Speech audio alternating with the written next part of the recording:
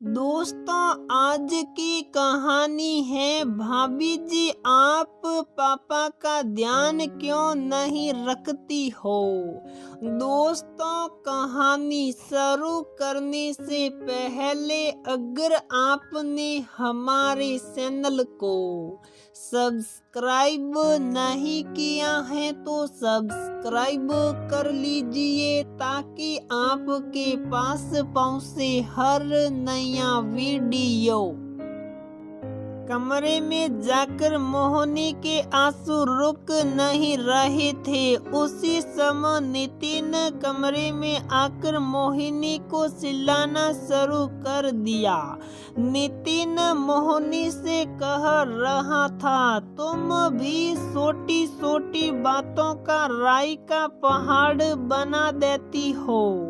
तुम इतनी पढ़ी लिखी होने के बावजूद तुम ऐसी हरकतें करती हो। मोहिनी पढ़ी लिखी और समझदार बहू थी। जब से शादी हुई कभी पलट कर जवाब नहीं देती थी, लेकिन जब सिर से पानी ऊपर चला जाता है सहनशील व्यक्ति भी हार मान लेता है। मोहिनी की शादी 10 साल होने के बावजूद भी घर में एक न चलती। सास के देहांत के बाद मोहिनी ससुर का बहुत ध्यान रखती थी, लेकिन हमेशा नंदे यही ताना देती थी कि पापा कितने दुबले हो रहे हैं। उनका बीपी हमेशा ही हाई रहता है, जबकि सुबह से मोहिनी एक गिलास दूध और ड्राई फ्रूट साथ में देती थी। 9 साढ़े 9 बजे नाश्ता भी हैवी करते थे। ससुर जी दोपहर में खाना, शाम को चाय और बिस्किट और रात में डिनर अच्छे से करते थे। और उसके बाद भी हर दिन मोहिनी ध्यान रखती थी कि पापा जी को कोई कमी न हो। मायके तो कुछ घंटे के लिए जाती थी और वापस आ जाती थी।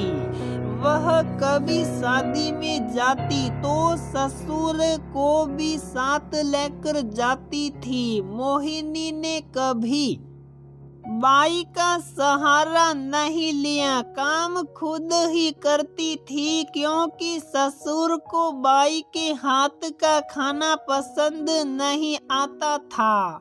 इसलिए वह छोड़कर भी नहीं जाती थी। बच्चों का भी ध्यान रखना, पति को समय से ऑफिस के लिए टिफिन, नाश्ता सब कुछ अपने हाथ से ही करती थी। लेकिन फोन हो या व्हाट्सएप हो तो नंदी टांट जरूर करती रहती थी कि भाभी तो कुछ करती ही नहीं है। पापा की तबीयत भाभी के कारण ही खराब हो जाती है, भाभी ध्यान ही नहीं रख पाती है। इस बार गर्मी की छुट्टियों में दोनों नंदे का आना हुआ। मोहिनी से सोचा कि दीदी लोग आई हैं तो सासा ससुर और सासी सास को घर में निमंत्रण दे दे। उसी समय मोहिनी की छोटी बेटी का बर्थडे था। इसी कारण में उसने सभी को निमंत्रण दे दिया, लेकिन पता नहीं था कि बर्थडे की पार्टी इस कारण से जाएगी। मोहिनी अपने काम में कुछ ज्यादा ही व्यस्त हो गई। उसने पापा जी को सब कुछ कमरे में दे दिया और पापा जी से कहा कि अब सेलिब्रेशन का टाइम हो गया है तो आप भी आ जाइए। व्यस्त ज्यादा थी इसलिए थोड़ा खाने में लेट हो गई।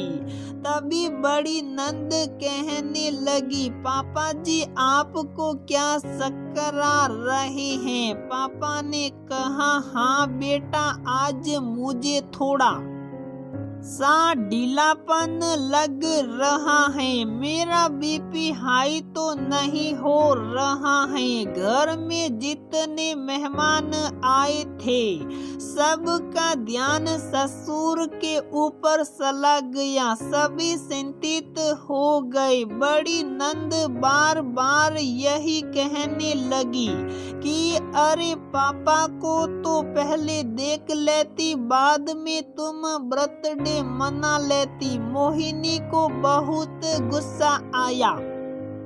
उसने बोला कि नहीं दीदी, मैंने तो पहली बार अपनी बिटिया का बर्थडे मनाया इतने सालों में। कभी मैंने किसी को बुलाया ही नहीं है। मैं तो पापा का हमेशा ध्यान रखती हूँ। बस इसी बात पर से दोनों की बहस शुरू हो गई। उसकी सास ने बहुत समझाया कि नहीं, मैं तो थोड़ी दूर पर रहती हूँ। जब भी आती हूँ तो वही अपने काम में ही व्यस्त रहती हैं। कभी मेरे घर भी नहीं आ पाती। लेकिन बड़ी नंदा बहुत तेज थी। वह मानने तैयार ही नहीं थी।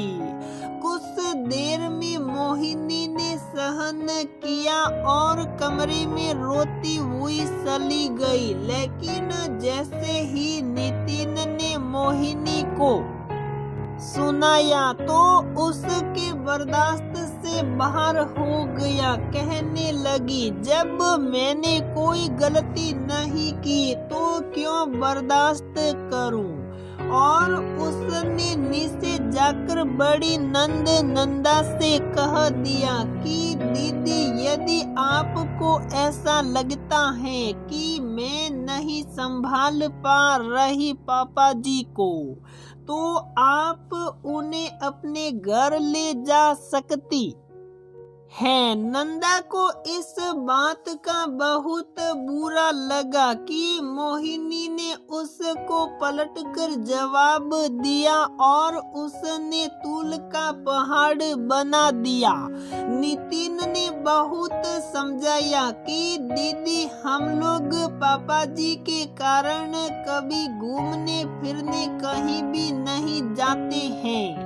हम लोग जहाँ भी जाते हैं रिश्तेदारों की शादी में पापा जी को हमेशा साथ ले जाते हैं। आप गलत समझ रही हो, गलत सोच रही हैं। आज पहली बार ऐसा हुआ कि डिनर में थोड़ा सा लेट हो गया। बल्कि मोहिनी ने कहा भी था कि पापा जी आप पहले खाना खा लीजिए। तो पापा जी ने कहा कि जब तक मेहमान खाना नहीं खा लेते हैं तो मैं कैसे खा लूंगा? आप पूछ लीजिए पापा जी से। तुरंत ससुर ने कहा, हाँ बेटा, मोहिनी तो मेरा बहुत ध्यान रखती है। तुम दोनों क्यों लड़ाई